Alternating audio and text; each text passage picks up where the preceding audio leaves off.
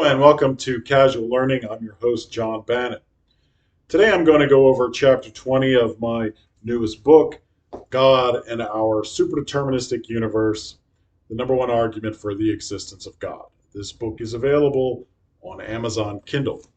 Chapter 20 is entitled, Hindsight is 2020.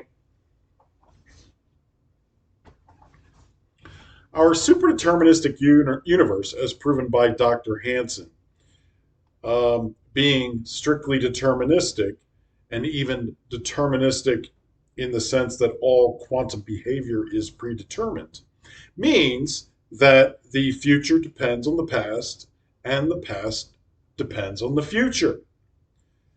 Because the universe is predetermined and strictly deterministic, then what happens in the future is theoretically deconstructible from the past, and the past strictly determines what happens in the future. So, strict determinism basically means that if you know all the particles and all the forces in one moment of time, based on an application of strictly determined laws of physics, one can accurately predict or tell you exactly what will happen in the future from that point, or deconstruct what the past had to have been. So, strict determinism basically says that if you want to build a particular future, then you should think about what past events would be necessary to bring that future about. So if you're envisioning a particular future in a strictly deterministic, predetermined universe, that particular future has to be based on a particular set of past events, a very unique set of past events. So if you create those past events today, you are going to guarantee a particular future. So building a desired future is all about doing things in the present that will become the past events upon which that particular future should be derivable. So this is a very important principle that you can get out of superdeterminism. And that is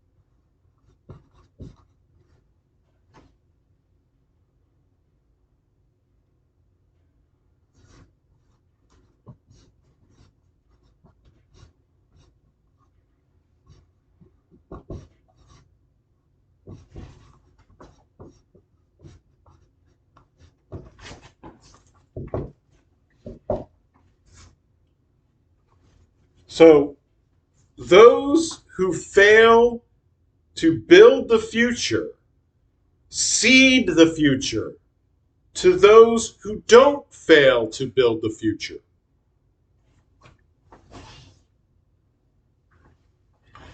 Because the future is strictly determined on the present events,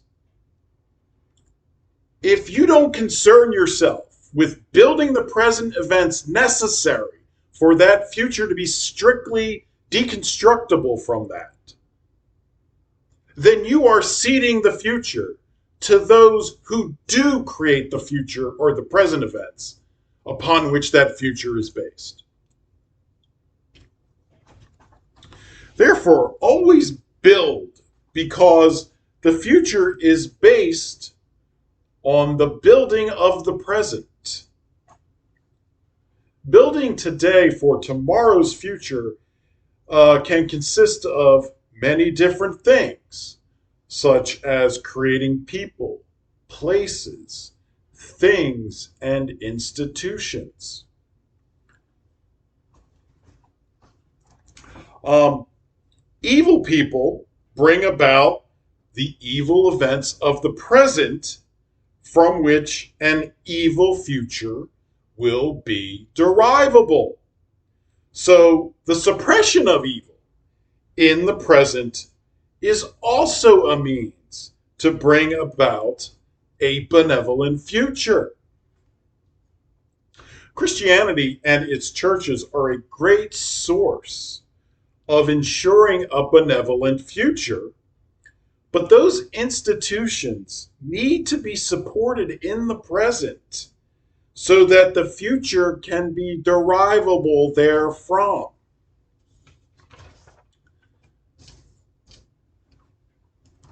A great way to ensure that one's family remains good in the future is to go to church every week with your family to establish a moral foundation for that future.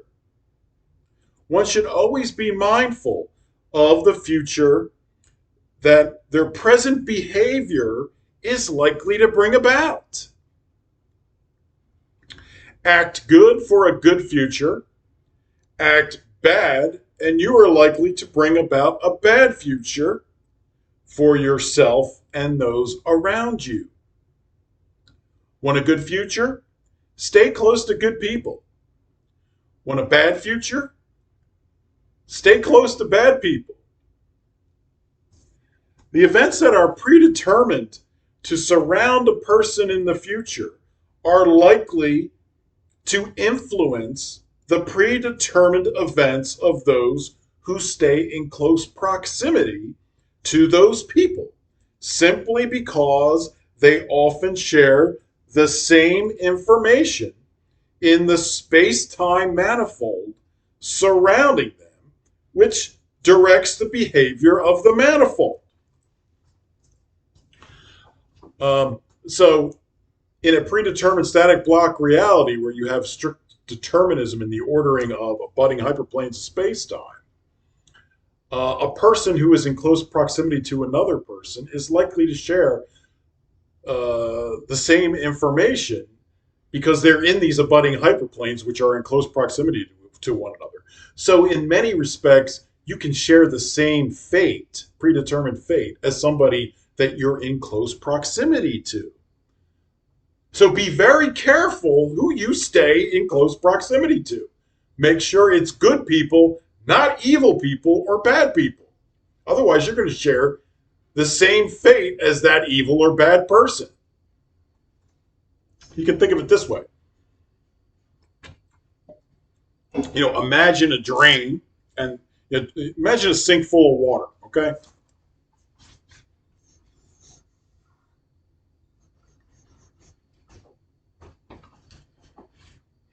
And you're here and you're in close proximity uh, to this bad person. And this bad person does bad things and pulls the plug. And now all the water starts rushing out down here, creating a whirlpool of water. Well, because you're in close proximity to this person, you're going to get caught up in that whirlpool and it's going to drag you down too. So you can think of information sharing among the abutting hyperplanes of space-time between two people who are in close proximity, sort of like uh, a somebody going down the drain. Even though you aren't that person, you're in close proximity, and because of that, you may get caught up in the same information sharing that goes in the same general bad direction, and you go down the drain as well because you happen to be in close proximity to a bad or evil person. A predetermined universe allows one to look at the effects of a reason for the event because the future effect must be strictly derivable from the past. In a superdeterministic universe, hindsight is 2020. So, for instance, Jesus' death on the cross makes sense in light of the vast number of believers and churches it has caused in the last 2,000 years.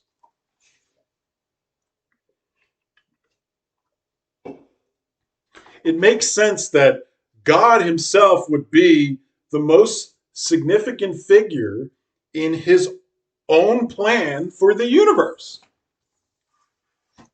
In a predetermined universe, the unparalleled success of Jesus and Christianity in hindsight is evidence of Jesus' divinity. There are 2.6 billion Catholics in the world, not Catholics, Christians, more than any other religion, and it keeps growing. So, the predominance of Christianity in the world is evidence in a superdeterministic universe that Christianity is indeed God's intended depiction of himself and his will for humanity. In a superdeterministic universe, one can use hindsight to understand God's plan for humanity. By watching the predetermined plan unfold over time, one can draw reasonable inferences about the overall plan itself. For example, God has predetermined human knowledge that depicts God predominantly through the Abrahamic religions as an omnibenevolent supreme being. Now, the Abrahamic religions are Judaism, Christianity, and Islam. Now, remember, Jesus is the second most important prophet in Islam, which explains why Islam has 1.9 billion followers in it. And that's because Jesus is the mouthpiece of God. Now, because God chose to depict himself as omnibenevolent, one can reasonably infer that God is that omnibenevolent supreme being. Now, there's this philosophical challenge called the evil God challenge, which demands an explanation for why belief in an all good or omnibenevolent God is significantly more reasonable than the belief in an all evil or omni-malevolent God. You can use superdeterminism to meet this challenge. The answer is that God predetermined the universe to depict himself as an all good or omni-benevolent God. And an all evil or omni-malevolent God would not have done so, being proud of his omni-malevolence. God also does not hide himself. So there's this philosophical objection called um, the hiddenness of God. Why is it that God, hides himself from humanity? Why doesn't he tell everybody he exists? Um, But God does not hide himself in a superdeterministic, predetermined universe because God has predetermined knowledge about himself in the universe held by over 2.6 billion Christians. So God is not hiding. God has predetermined predominant knowledge about himself in the universe. And on top of that, God has something called omniprescience.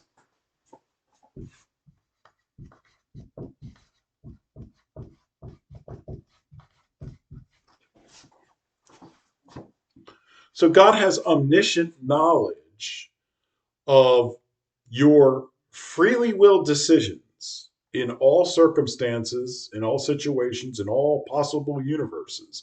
And no universe has to exist in order for him to have this knowledge. God does not have to create the universe and then look and see what you do in order to know what you would freely choose to do. If that were the case, then God wouldn't be omniscient because he wouldn't know what you were going to do before you did it. So he has omniprescience, and therefore he doesn't have to have everybody in the world believe that God exists and know Christianity and what Jesus had to say, because in judging people in the afterlife, God already knows through omniprescience what somebody's freely willed behavior or decisions would be if they had known about Jesus and the existence of God.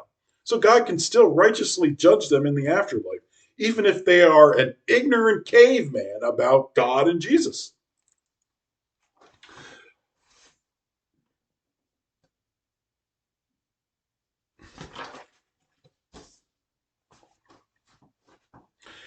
And lastly, superdeterminism also allows one to reasonably infer the existence of heaven and hell. Because God predetermined knowledge about himself in the universe, and because that predominant knowledge is Christianity, because there's 2.6 billion Christians in the world and 1.9 million Muslims, where Jesus is the second most important prophet in Islam, then one can reasonably infer that Jesus is the mouthpiece of God, and God intended uh, his predetermined knowledge about himself to be presented through Christianity. So that means that what Jesus had to say is, in fact, what God intended humanity to know about God and God's will for humanity. So, because Jesus said there was a heaven and an hell, then under superdeterminism, one can reasonably infer that there is, in fact, a heaven and a hell because God predetermined that that knowledge be given to us through his own mouthpiece on earth. So there is a heaven and a hell. And Jesus did say that hell is a place of eternal punishment for evildoers. Um, so you better take hell seriously. Um, all right. Well, I hope you enjoyed that and you learned something. Um, my next video, I will review chapter 21, which is entitled Evolution Was Predetermined. Take care.